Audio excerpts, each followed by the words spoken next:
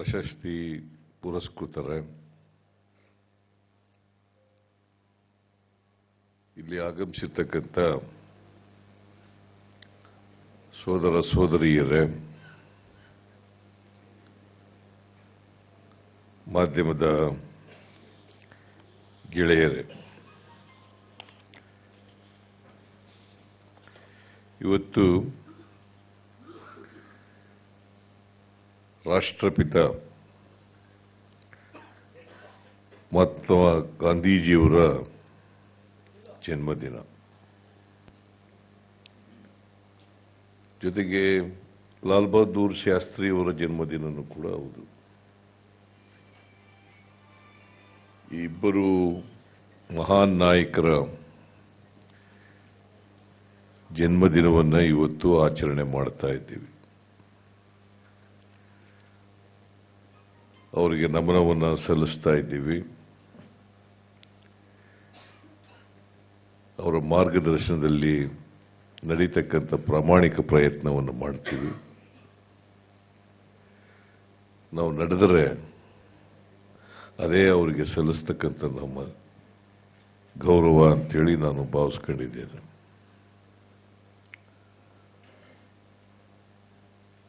ಮಹಾತ್ಮ ಗಾಂಧೀಜಿಯವರು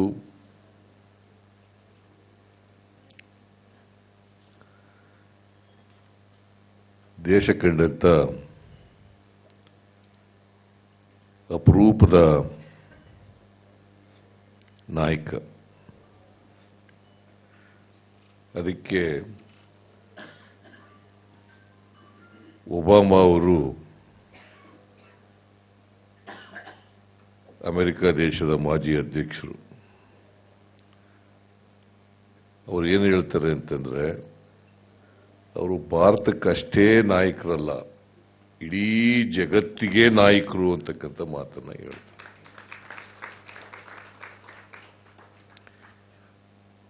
ಇಡೀ ಜಗತ್ತಿಗೆ ನಾಯಕರು. ನಾವೆಲ್ಲರೂ ಕೂಡ ಹೆಮ್ಮೆ ಪಡ್ತೀವಿ ಅವರು ಭಾರತ ದೇಶದಲ್ಲಿ ಹುಟ್ಟಿದ್ರು ಅನ್ನೋ ಕಾರಣಕ್ಕೋಸ್ಕರ.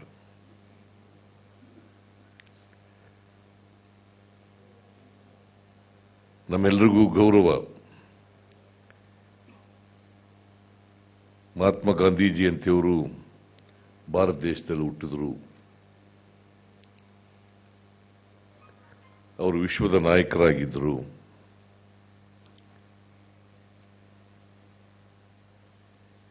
ನಮ್ಮ ದೇಶಕ್ಕೆ ಅವರ ನೇತೃತ್ವದಲ್ಲಿ ಸ್ವಾತಂತ್ರ್ಯ ಬಂತು.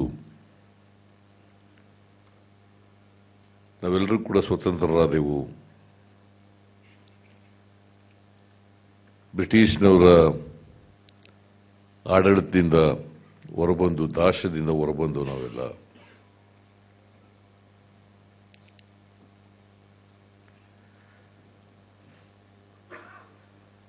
ಈ ರೀತಿ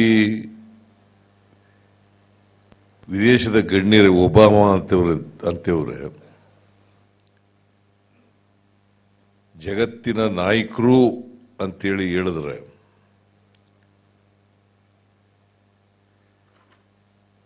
ಕೆಲವರು ಮಹಾತ್ಮ ಗಾಂಧೀಜಿಯವರನ್ನು ಖಳನಾಯಕರನ್ನಾಗಿ ಮಾಡಲಿಕ್ಕೆ ಹೊರಟಿದ್ದಾರೆ.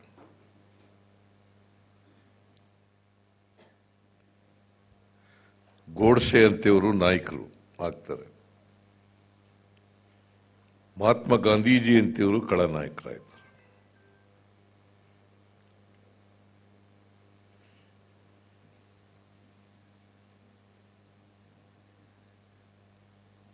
ಇದನ್ನೆಲ್ಲ ನಾವು ಸಹಿಸ್ಕೋಬಾರದು.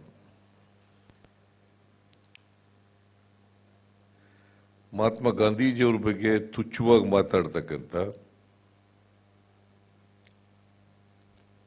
ಬಹಳ ಲಘುವಾಗಿ ಮಾತಾಡ್ತಕ್ಕಂಥ, ಕೀಳು ಮಟ್ಟದಲ್ಲಿ ಮಾಡತಕ್ಕಂಥ ಶಕ್ತಿಗಳನ್ನ ನಾವು ಸೋಲಿಸಲಿಕ್ಕೆ ಪ್ರಯತ್ನವನ್ನು ಮಾಡಲೇಬೇಕು. ಅದೇ ಮಹಾತ್ಮ ಗಾಂಧೀಜಿಯವರಿಗೆ ನಾವು ಸಲ್ಲಿಸ್ತಕ್ಕಂಥ ಗೌರವ ಅಂತೇಳಿ ನಾನು ಭಾವಿಸ್ಕೊಂಡಿದ್ದೇನೆ. ಇವತ್ತು ಮಹಾತ್ಮ ಗಾಂಧೀಜಿಯವರ ಹೆಸರಿನಲ್ಲಿ ಅವರ ಜನ್ಮದಿನದ ಅಂಗವಾಗಿ ಮಹಾತ್ಮ ಗಾಂಧಿ ಸೇವಾ ಪ್ರಶಸ್ತಿ ಮತ್ತು TSR ಶ್ರೇಷ್ಠ ಪತ್ರಿಕೋದ್ಯಮಿ ಮತ್ತೆ ಮೊಹರೆ ಹನುಮಂತರಾಯ ಇವರ ಹೆಸರಿನಲ್ಲಿ ಪ್ರಶಸ್ತಿಗಳನ್ನು ಮಾಡ್ತಾ ಇದ್ದೇವೆ, ಕೊಡ್ತಾ ಇದ್ದೀವಿ. ನಾನು ಯಾರ್ಯಾರು ಇವತ್ತು ಮಹಾತ್ಮ ಗಾಂಧಿ ಸೇವಾ ಪ್ರಶಸ್ತಿ ಮತ್ತು TSR ಪ್ರಶಸ್ತಿಗಳು, ಪತ್ರಿಕೋದ್ಯಮ ಪ್ರಶಸ್ತಿ ಮತ್ತೆ ಮೊಹರೆ ಹನುಮಂತರಾಯ ಪತ್ರಿಕೋದ್ಯಮ ಪ್ರಶಸ್ತಿ,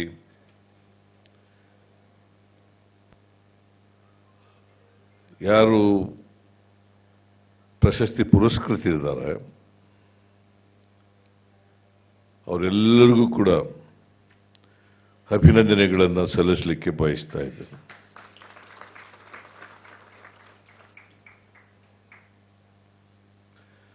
ಅವರಿಗೆ ಆಯುಷ್ಯ ಆರೋಗ್ಯಗಳು ದೊರಕಲಿ, ಅವರವರ ಕ್ಷೇತ್ರದಲ್ಲಿ ಇನ್ನಷ್ಟು ಸಾಧನೆಗಳನ್ನು ಮಾಡಲಿ ಅಂತೇಳಿ ಈ ಸಂದರ್ಭದಲ್ಲಿ ಹಾರೈಸಲಿಕ್ಕೆ ಬಯಸ್ತಾ ಇದ್ದೇನೆ.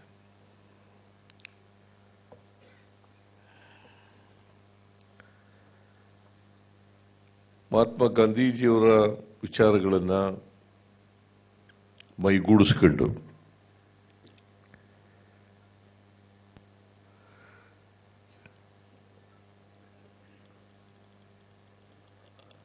ಜನಸೇವೆಯಲ್ಲಿ ತೊಡಗಿಸಿಕೊಂಡವರಿಗೆ ಮಹಾತ್ಮ ಗಾಂಧಿ ಸೇವಾ ಪ್ರಶಸ್ತಿಗಳನ್ನು ಕೊಡ್ತಾ ಇದ್ದೀವಿ. ಈ ಮಹಾತ್ಮ ಗಾಂಧಿ ಸೇವಾ ಪ್ರಶಸ್ತಿ ಕೊಡ್ಲಿಕ್ಕೆ ಪ್ರಾರಂಭ ಮಾಡಿದ್ದು 2014ರಿಂದ. ನಾನು ಮುಖ್ಯಮಂತ್ರಿ ಆದಮೇಲೆ, ಹಿಂದಿನ ಸಾರಿ ಮುಖ್ಯಮಂತ್ರಿ ಆದಮೇಲೆ.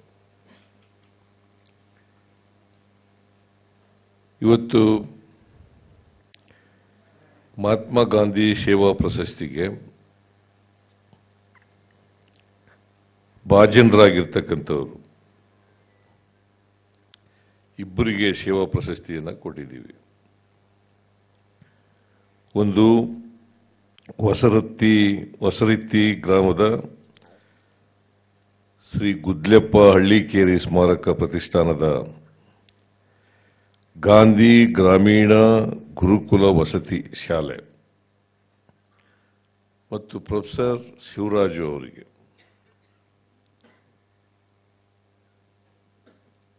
ಈ ಗುದ್ಲೆಪ್ಪ ಹಳ್ಳಿಕೇರಿ ಸ್ಮಾರಕ ಪ್ರತಿಷ್ಠಾನದ ಗ್ರಾಮೀಣ ಗುರುಕುಲ ಶಾಲೆ ಇದೆಯಲ್ಲ,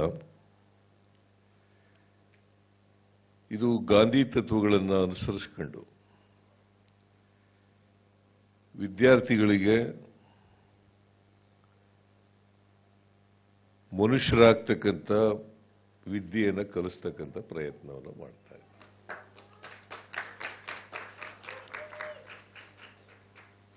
ಶಿಕ್ಷಣ ಪಡ್ಕೊಂಡವರೆಲ್ಲ ಮನುಷ್ಯರು ಅಂತ ಹೇಳಕ್ ಬರಲ್ಲ. ಅದಕ್ಕೆ ಕುವೆಂಪು ಅವರು ಹೇಳಿದ್ದು, ಹುಟ್ಟುವಾಗ ಎಲ್ಲರೂ ವಿಶ್ವಮಾನವರಾಗಿ ಹುಟ್ಟುತ್ತಾರೆ, ಬೆಳೀತಾ ಬೆಳೀತಾ ಅವರು ಅಲ್ಪಮಾನವರಾಗ್ಬಿಡ್ತಾರೆ ಅಂತ ಹೇಳಿದ್ರು. ಎಲ್ಲರೂ ವಿಶ್ವಮಾನವರಾಗಿದ್ರಿ ಮಾತು ಹೇಳ್ತಾ ಇರಲಿಲ್ಲ ಅವರು. ಅಲ್ಪಮಾನವರೇ ಜಾಸ್ತಿ ಆಗ್ತಾ ಇರೋದ್ರಿಂದ ಈ ಮಾತುಗಳನ್ನು ಹೇಳಿದ್ದಾರೆ. ಅದಕ್ಕೆ ನಮ್ಮ ಶಿಕ್ಷಣ ಹೇಗಿರಬೇಕು ಅಂತಂದ್ರೆ, ಮನುಷ್ಯತ್ವವನ್ನು ರೂಪಿಸ್ತಕ್ಕಂಥ ಶಿಕ್ಷಣ ಇರಬೇಕು. ವೈಜ್ಞಾನಿಕವಾದಂಥ ವೈಚಾರಿಕವಾದಂಥ ಶಿಕ್ಷಣ ಸಿಗಬೇಕು. ಮತ್ತೆ ಜನಪರ ಕಾಳಜಿ ಇರ್ತಕ್ಕಂಥ ಶಿಕ್ಷಣ ಸಿಗಬೇಕು. ಇಂಥ ಶಿಕ್ಷಣ ಸಿಕ್ಕಿದಾಗ ಮಾತ್ರ ನಾವು ಮನುಷ್ಯರಾಗಲಿಕ್ಕೆ ಸಾಧ್ಯ. ಈಗ ಶಿಕ್ಷಣ ಪಡ್ಕೊಂಡವರು ಕೂಡ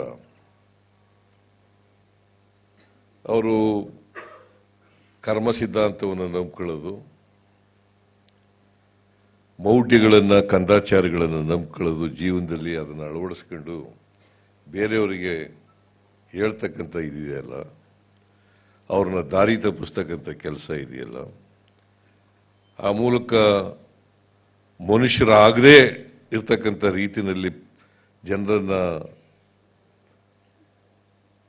ದಾರಿ ತಪ್ಪಿಸಿ ಸಮಾಜದಲ್ಲಿ ಈ ಮೌಢ್ಯಗಳನ್ನು, ಕಂದಾಚಾರಗಳನ್ನು ಬಿತ್ತಕ್ಕಂಥವರು ಶಿಕ್ಷಣ ಪಡ್ಕೊಂಡ್ರು ಒಂದೇ, ಪಡೆದವರು ಒಂದೇ. ಅದಕ್ಕೆ ಶಿಕ್ಷಿತರಾದವರು ಎಲ್ಲರೂ ಕೂಡ ಸಮಾಜದ ಆಸ್ತಿಗಳಾಗಬೇಕು, ಮನುಷ್ಯರಾಗ್ತಕ್ಕಂಥ ರೀತಿಯಲ್ಲಿ ಇರಬೇಕು. ಗಾಂಧೀಜಿಯವರು ಯಾಕೆ ಅವರ ಜೀವನದಲ್ಲಿ ಅವರು ಏನು ಹೇಳ್ತಾರೆ ಅಂದರೆ, ನಿಮ್ಮ ಸಂದೇಶ ಏನಪ್ಪಾ ಅಂತ ಕೇಳಿದ್ರೆ, ನನ್ನ ಜೀವನವೇ ಒಂದು ಸಂದೇಶ, ಅದೇ ಸಂದೇಶ ಅಂತ. ಗಾಂಧೀಜಿಯವರು ಸತ್ಯ ಮತ್ತು ಅಹಿಂಸಾ ಮಾರ್ಗದಲ್ಲಿ ನಡೆದಿದ್ರು. ಅವರು ಪತ್ರಕರ್ತರಾಗಿದ್ರು ಅಂತಕ್ಕಂಥದ್ದು ಬೇರೆ ವಿಚಾರ.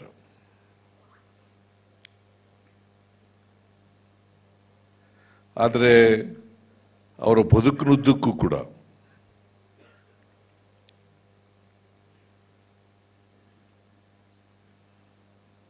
ಸಮಾಜದ ಸೇವೆ, ನಾಡಿನ ಸೇವೆ, ದೇಶದ ಸೇವೆ ಮಾಡತಕ್ಕಂಥ ಕೆಲಸವನ್ನು ಅವರು ಇಡೀ ಜೀವನವನ್ನು ಅದಕ್ಕೋಸ್ಕರ ಮುಡುಪಾಗಿಟ್ಟಿದ್ರು.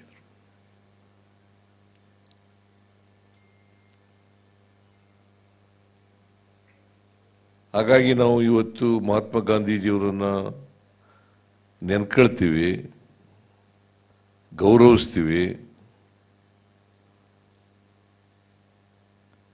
ಅವರ ವಿಚಾರಗಳು ಎಂದೆಂದಿಗೂ ಪ್ರಸ್ತುತ ಅಂತೇಳಿ ನಾವು ಹೇಳ್ತೀವಿ. ಅದಕ್ಕೆ ಒಂದು ಕಡೆ ಹೇಳ್ತಾರೆ ಒಬ್ಬ ಚಿಂತಕರು, Gandhi could not be killed. Gandhi could not be killed. ದೈಹಿಕವಾಗಿ ಅವ್ರನ್ನ ಇದು ಮಾಡಬಹುದು, ಅದರ ವಿಚಾರಗಳನ್ನು ಕೊಲ್ಲಿಕ್ಕೆ ಸಾಧ್ಯ ಆಗಲ್ಲ. ಅವ್ರು ಬಿಟ್ಟೋಗಿರ್ತಕ್ಕಂಥ ವಿಚಾರಗಳಿದಾವಲ್ಲ, ಅವನ್ನ ಕೊಲ್ಲಿಕ್ಕೆ ಸಾಧ್ಯ ಆಗಲ್ಲ. ಅದಕ್ಕೋಸ್ಕರ ಅವರ ವಿಚಾರಗಳನ್ನು ಜನರಿಗೆ ಮುಟ್ಟಿಸ್ತಕ್ಕಂಥ, ವಿಶೇಷವಾಗಿ ಯುವ ಜನತೆಗೆ ತಲುಪಿಸ್ತಕ್ಕಂಥ ಕೆಲಸವನ್ನು ಮಾಡಬೇಕಾಗಿರೋದು ಅತ್ಯಂತ ಅವಶ್ಯ. ಅದಕ್ಕೆ ನಾವು ಗಾಂಧಿ ಭಾರತವನ್ನು ಕಟ್ಟತಕ್ಕಂಥ ಕೆಲಸವನ್ನು ಮಾಡಬೇಕು. ಗೋಡ್ಸೆ ಭಾರತ ಅಲ್ಲ. ಯಾರು ಗೋಡ್ಸೆ ಭಾರತ ಕಟ್ಟಬೇಕು ಅಂತ ಪ್ರಯತ್ನ ಮಾಡ್ತಾರೆ, ಆ ಶಕ್ತಿಗಳನ್ನು ಸೋಲಿಸ್ತಕ್ಕಂಥ ಕೆಲಸವನ್ನು ನಾವು ಮಾಡಬೇಕು. ಅದೇ ಗಾಂಧೀಜಿಯವರಿಗೆ ನಾವು ಸಲ್ಲಿಸ್ತಕ್ಕಂಥ ಗೌರವ.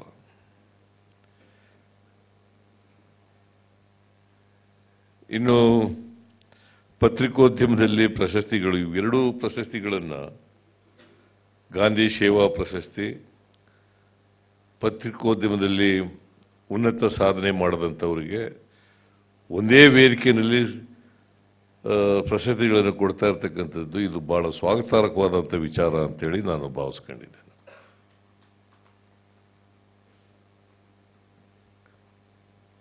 ಈಗ ಪತ್ರಿಕೋದ್ಯಮದಲ್ಲಿ ಇವರೆಲ್ಲ ಪಾಪ ಬಹಳ ಅವ್ರು ಸಾಧನೆ ಮಾಡಿದ್ದೀವಿ ಅಂತೇಳಿ ಅವರಿಗೆ ಪ್ರಶಸ್ತಿಗಳನ್ನು ಕೊಟ್ಟಿದ್ದೀವಿ ನಾವು. ಅವರು ಬೇರೆ ಪತ್ರಿಕೋದ್ಯಮಿಗಳಿಗೆ, ಪತ್ರಕರ್ತರಿಗೆ ನೀವೆಲ್ಲ ಮಾರ್ಗದರ್ಶನ ಆಗಬೇಕು, ದಾರಿದೀಪ ಹಾಕಬೇಕು. ಅವ್ರು ಹೇಳಿದ್ರಲ್ಲ, ಪತ್ರಿಕೋದ್ಯಮದಲ್ಲಿ ಹೇಗಿರಬೇಕು ಅಂತ ಹೇಳಿದ್ರು. ಖಾದ್ರಿ ಶಾಮಣ್ಣವರು ಏನು ಹೇಳಿದ್ರು ಅಂತ ಹೇಳಿದರು. ನಾವು ಧ್ವನಿ ಇಲ್ಲದವರಿಗೆ ಧ್ವನಿ ಆಗ್ಬೇಕು, ಕಟ್ಟಕಡೆಯ ಮನುಷ್ಯನ ಪರವಾಗಿರ್ಬೇಕು, ಅವನು ಮುಖ್ಯವಾಹಿನಿಗೆ ಬರಬೇಕಲ್ಲ. ಅದನ್ನ ಮಾಡಬೇಕು. ಅದಕ್ಕೆ ಗಾಂಧೀಜಿಯವರು ಯಾವಾಗಲೂ ಹೇಳರು, ನೈತಿಕ ಪತ್ರಿಕೋದ್ಯಮ. ಈಗ ಫೇಕ್ ನ್ಯೂಸು ಬಹಳ ಶುರುವಾಗ್ಬಿಟ್ಟದೆ. ಫೇಕ್ ನ್ಯೂಸ್, ಆ ಫೇಕ್ ನ್ಯೂಸಿಂದ ಸಮಾಜದಲ್ಲಿ ಏನಾದ್ರು ಬದಲಾವಣೆ ಮಾಡಕ್ಕೆ ಸಾಧ್ಯನಾ?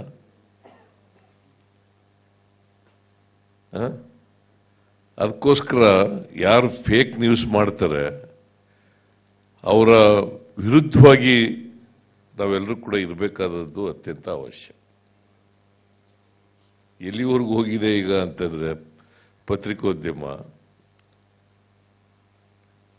ಧ್ವನಿ ಇಲ್ಲದವ್ರಿಗೆ ಧ್ವನಿ ಆಗಿರ್ಬೇಕು ಅಂತ ಹೇಳ್ತೀವಲ್ಲ, ಗಂಡ ಹೆಂಡತಿ ಜಗಳಾಡಿದ್ರೆ ಅದನ್ನೇ ಇಡೀ ದಿನ ಎಲ್ಲ ತೋರ್ಸಕ್ ಶುರು ಮಾಡ್ಬಿಡ್ತಾರೆ.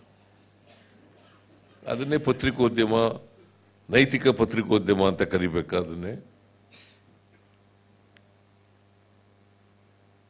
ಅದರಿಂದ ಪತ್ರಿಕೋದ್ಯಮ ಇದೆಯಲ್ಲ, ಜನರಿಗೆ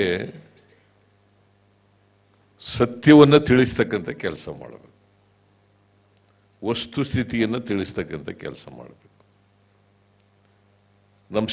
ನಮ್ಮ ಸಿಸ್ಟಮ್ನಲ್ಲಿ ಇರ್ತಕ್ಕಂಥ, ನಮ್ಮ ವ್ಯವಸ್ಥೆಯಲ್ಲಿ ಇರ್ತಕ್ಕಂಥ ದೋಷಗಳನ್ನು ತಿಳಿಸ್ತಕ್ಕಂಥ ಕೆಲಸ ಮಾಡಬೇಕು.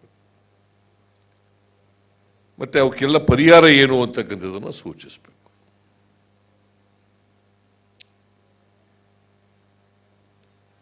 ಅದು ಪರಿಹಾರ ಸೂಚಿಸ್ತೇವೆ ಹೋದರೆ ನಾವು ಸಮಾಜದಲ್ಲಿ ಬದಲಾವಣೆ ತರ್ತಕ್ಕಂಥದ್ದು ಎಷ್ಟು ಮಟ್ಟಿಗೆ ಆಗ್ತದೆ ಅಂತಕ್ಕಂಥದ್ದನ್ನು ಕೂಡ ಯೋಚನೆ ಮಾಡಬೇಕಾಗ್ತದೆ. ಇದರ ಇಂದಿನ ಪತ್ರಿಕೋದ್ಯಮಕ್ಕೆ ಇವತ್ತೆಲ್ಲ ಯಾರ್ಯಾರು ಪ್ರಶಸ್ತಿಗಳನ್ನು 5 ಜನರು ಪಡ್ಕೊಂಡಿದ್ದೀರಿ,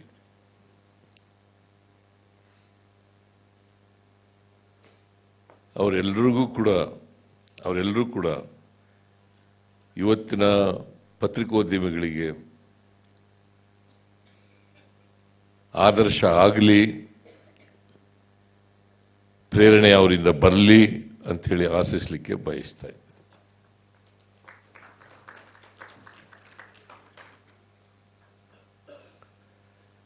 ಈ ಫೇಕ್ ನ್ಯೂಸ್ ಮಾಡೋದನ್ನ ನಿಲ್ಲಿಸಲಿ ಅಂತೇಳಿ ನಾನು ಹಾರೈಸ್ತೇನೆ. ಈ ಊಹಾ ಪತ್ರಿಕೋದ್ಯಮ ಇದೆಯಲ್ಲ, ಇದು ಬಹಳ ಕೆಟ್ಟದು ಅಂತೇಳಿ ನಾನು ಭಾವಿಸ್ಕೊಂಡಿದ್ದೀನಿ. ಊಹೆ ಮಾಡ್ಕೊಬಿಡೋದು. ಊಹಾ ಪತ್ರಿಕೋದ್ಯಮ ಅಂತ ಒಂದು ಇದೆಯಾ? ಊಹಾ ಪತ್ರಿಕೋದ್ಯಮ, ಊಹಾ ಪತ್ರಿಕೋದ್ಯಮದಲ್ಲಿ ಇನ್ನೊಬ್ಬರು ತೇಜೋವಧೆ ಮಾಡೋದು, ಇದಕ್ಕೆಲ್ಲ ಆಸ್ಪದ ಇರಬಾರ್ದು. ಅದಕ್ಕೆ ಪತ್ರಿಕೋದ್ಯಮದಲ್ಲಿ ನೀವು ಯಾರ್ಯಾರು ಸಾಧನೆಗಳನ್ನು ಮಾಡಿದ್ದೀರಿ, ಅವತ್ತಿನ ಪತ್ರಿಕೋದ್ಯಮ ಬೇರೆ. ಅದಕ್ಕೆ ಸ್ವಾತಂತ್ರ್ಯ ಪೂರ್ವದ ಪತ್ರಿಕೋದ್ಯಮ, ಆಮೇಲೆ ಸ್ವಾತಂತ್ರ್ಯ ಬಂದ ಕೆಲವು ವರ್ಷಗಳ ಕಾಲ ಇದ್ದಂಥ ಪತ್ರಿಕೋದ್ಯಮ, ಈಗಿನ ಪತ್ರಿಕೋದ್ಯಮ ಬಹಳ ವ್ಯತ್ಯಾಸಗಳಿದ್ದಾವೆ.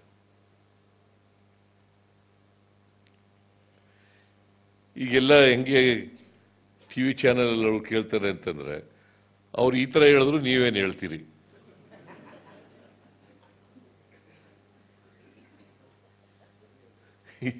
ಇದು ಯಾವ ಪತ್ರಿಕೋದ್ಯಮನು ನನಗಂತೂ ಗೊತ್ತಾಗಲ್ಲ. ಅವ್ರು ಹಿಂಗೆ ಹೇಳಿದ್ರು, ನೀವೇನು ಹೇಳ್ತೀರಿ ಇದಕ್ಕೆ ಉತ್ತರ? ಬಂದು ಹಿಡಿಯೋದು. ಸೊ ಇಂಥವರಿಂದ ಸಮಾಜದಲ್ಲಿ ಬದಲಾವಣೆ ಆಗಲಿಕ್ಕೆ ಸಾಧ್ಯ ಇಲ್ಲ. ಪತ್ರಿಕೋದ್ಯಮ ಅಂತಂದ್ರೆ ಜನರಿಗೆ ಹಿಂದೆ ಬಹಳ ಗೌರವ ಇತ್ತಿತ್ತು. ಇವತ್ತು ಅದೇ ಗೌರವ ಇದೆಯೋ ಇಲ್ಲವೋ ಅಂತ ನನಗೆ ಗೊತ್ತಿಲ್ಲ.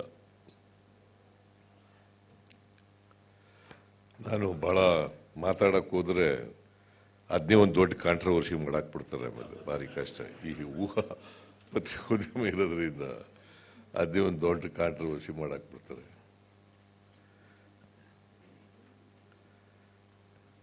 ಆಮೇಲೆ ಈ ಬಾಪೂಜಿ ಪ್ರಬಂಧ ಸ್ಪರ್ಧೆಯಲ್ಲಿ 9 ವಿದ್ಯಾರ್ಥಿಗಳು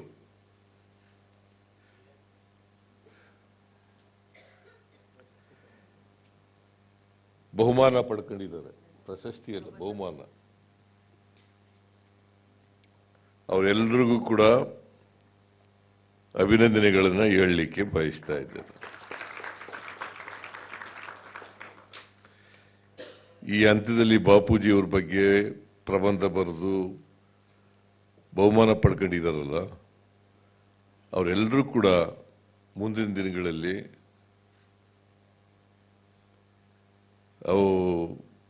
ಮಹಾತ್ಮ ಗಾಂಧೀಜಿಯವರ ಅನುಯಾಯಿಗಳಾಗಲಿ, ಸಮಾಜದಲ್ಲಿ ಬಾಪೂಜಿ ವಿಚಾರಗಳನ್ನು ತಿಳಿಸ್ತಕ್ಕಂಥ ಕೆಲಸ ಮಾಡಲಿ ಅಂತೇಳಿ ಆಶಿಸಿ ಅವ್ರಿಗೆಲ್ಲ ಉತ್ತಮ ಭವಿಷ್ಯ ದೊರಕಲಿ ಅಂತೇಳಿ ಇವತ್ತು ದೇವರಲ್ಲಿ ಪ್ರಾರ್ಥನೆ ಮಾಡಿ ಈ ಸಮಾರಂಭದಲ್ಲಿ ಅತ್ಯಂತ ಸಂತೋಷದಿಂದ ಭಾಗಿಯಾಗಿದ್ದೇನೆ. ಇದು ಗಾಂಧೀಜಿ ಬಗ್ಗೆ ಹೇಳಕ್ ಹೋದರೆ, ಪತ್ರಿಕೋದ್ಯಮದ ಬಗ್ಗೆ ಹೇಳಕ್ ಹೋದರೆ ಬಹಳ ಗಂಟೆಗಳು ಬೇಕಾಗ್ತದೆ.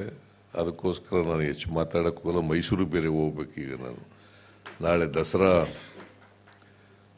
ದಸರಾ ಉದ್ಘಾಟನೆ, ಅದಕ್ಕೋಸ್ಕರ ಅಲ್ಲಿಗೆ ಹೋಗಬೇಕು. ನಾನು ಮತ್ತೊಮ್ಮೆ ನಿಮ್ಮೆಲ್ಲರಿಗೂ ಕೂಡ ಮಹಾತ್ಮ ಗಾಂಧೀಜಿಯವರ ಜನ್ಮದಿನೋತ್ಸವ ಶುಭಾಶಯಗಳು ನಿಮ್ಗೆ ಹೇಳ್ತಾ, ಈ ವರ್ಷ ಬೆಳಗಾವಿನಲ್ಲಿ ಒಂದೇ ಒಂದು ಕಾಂಗ್ರೆಸ್ ಅಧಿವೇಶನದ ಅಧ್ಯಕ್ಷರಾಗಿದ್ದರು ಮಹಾತ್ಮ ಗಾಂಧೀಜಿಯವರು. 1924 ಡಿಸೆಂಬರ್ 24, 25, 26 3 ದಿನ ನಡೆದಿತ್ತು. ಇಲ್ಲ 24, 25, 26 24, 25, 26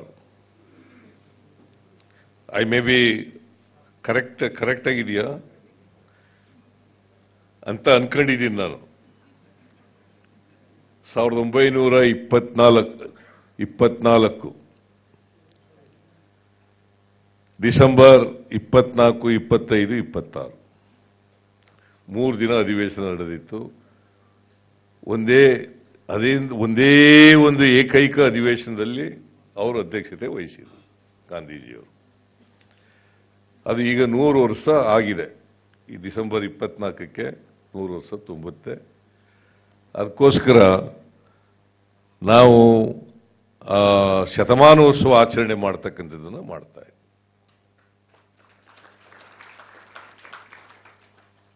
ಈ ಶತಮಾನೋತ್ಸವ ಸಂದರ್ಭದಲ್ಲಿ ನಿಮಗೆಲ್ಲ ಪ್ರಶಸ್ತಿ ಪಡ್ಕೊಂಡಿದ್ದೀರಿ. ಅಂದರೆ 5 ವರ್ಷದಿಂದ ಪ್ರಶಸ್ತಿ ಕೊಟ್ಟಿರಲಿಲ್ಲ. 5 ವರ್ಷ ಪ್ರತ್ಯೇಕ 19, 20, 21, 22, 23 5 ವರ್ಷ ಪ್ರಶಸ್ತಿ ಕೊಟ್ಟಿರಲಿಲ್ಲ. ಪ್ರತಿ ವರ್ಷ ಪ್ರಶಸ್ತಿ ಕೊಡಬೇಕು ಅಂತ ಹೇಳಿದ್ದೀರಿ. ಪ್ರತಿ ವರ್ಷನೂ ಕೊಡೋಣ, ಆಯಾ ವರ್ಷನೇ ಕೊಡೋಣ ಅಂತ ಹೇಳಿ ನಿಮ್ಮೆಲ್ಲರಿಗೂ ಮತ್ತೊಮ್ಮೆ ಅಭಿನಂದನೆಗಳನ್ನು ಹೇಳಿ, ಬಾಪೂಜಿಯವರ ಜನ್ಮದಿನೋತ್ಸವದ ಶುಭಾಶಯಗಳನ್ನು, ಲಾಲ್ ಬಹದ್ದೂರ್ ಶಾಸ್ತ್ರಿಯವರ ಜನ್ಮದಿನೋತ್ಸವದ ಶುಭಾಶಯಗಳನ್ನು ಕೋರಿ ನಾನು ಮಾತು ಮುಗಿಸ್ತೇನೆ. ಜೈ ಹಿಂದ್, ಜೈ ಕರ್ನಾಟಕ.